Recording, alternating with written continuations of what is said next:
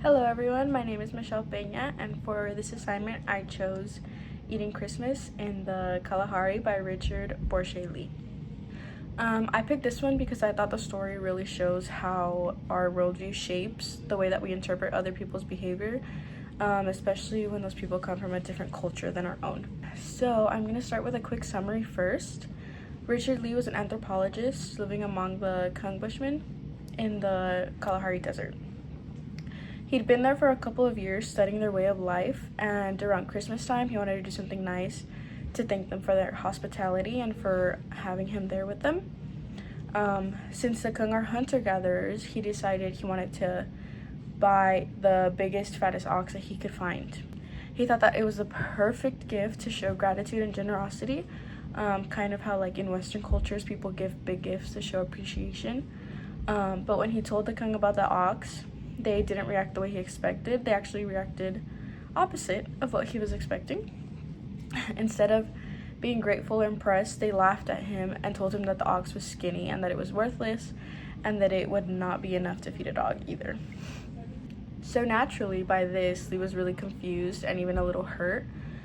He thought that they were being ungrateful or that they were trying to embarrass him. But after a while, he found out that this was actually part of their culture. They have a custom of insulting the meat. It's their way of keeping people humble and preventing them from like arrogance.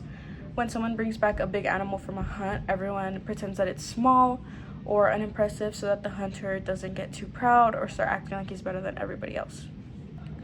So what Lee saw as rudeness was actually a form of social harmony. That misunderstanding between him and the Kung is a perfect example of how worldview affects interpretation.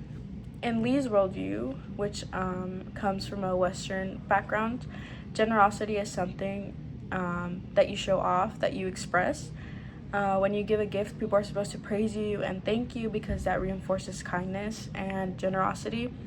But on the opposite side, in the Kung worldview, any sign of pride or bragging can harm the group's equality. Their teasing is actually their way of showing respect for the community. They value humility over recognition. That difference really shows how our cultural lenses shape what we see. Lee didn't mean to be ethnocentric, but he was, and that's something we all do sometimes, even if it's on accident. His ethnocentric bias was assuming that his form of generosity would be understood and appreciated the same way that it would be in his culture. He saw their teasing as rude because he was interpreting it through his own cultural values, not theirs. So only after he learned more about their customs, he realized that he was the one misunderstanding the situation. The story really challenges the idea that our own culture's values are normal or the best. I think that's one of the biggest takeaways I got from reading this story. It's easy to assume that the way that we do things makes the most sense, like giving gifts or showing gratitude. But the story shows that there are so many different ways to express the same values. The Kung weren't being ungrateful, they just had a totally different system for showing appreciation and keeping the peace. If I were to compare what I learned in this story to my own culture, one example that comes to mind is how we celebrate birthdays. In my culture, birthdays are a big deal. We throw parties, we give gifts, and we just make the person feel really special. I come from a Mexican culture, so any tradition or holiday that is celebrated with family, we tend to do it big. But if someone from the Kung culture saw that, they might think it's strange or maybe even selfish to put so much focus on one person rather than the group as a whole. To them, that could seem like showing off or putting yourself above others. That just shows how something completely normal to us can feel uncomfortable or even wrong to someone from another culture. A best practice for communication across cultures would be to stay open-minded and ask questions instead of just assuming or jumping to conclusions. We have the willingness to pause and think, maybe this doesn't mean what I think it means. In Lee's case, if he had asked the Kung why they were teasing him about the ox instead of assuming they were ungrateful, he could have learned their meaning sooner instead of being hurt by it and letting that linger and maybe causing some type of group disturbance. Being curious instead of judgmental helps us understand where people are coming from.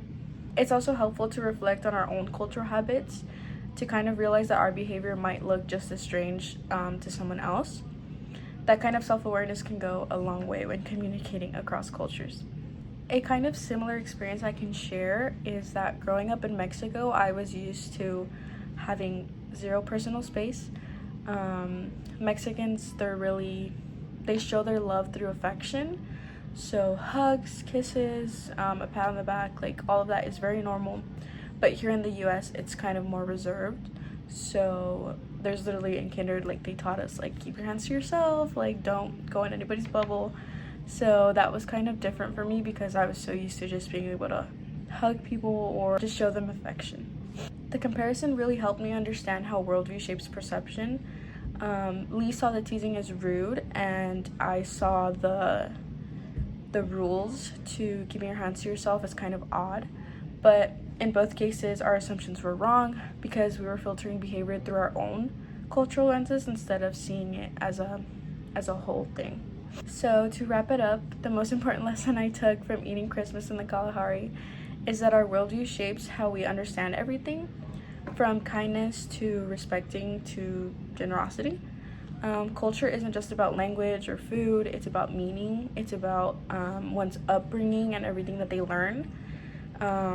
Those meanings can be completely different from what we expect or from what we learned ourselves. The story reminded me that before judging or reacting, it's always better to slow down and try to see the world the way that others do. That mindset helps in everyday life wherever we meet people from different backgrounds. So thanks for listening, and that was my reflection on eating Christmas in the Kalahari.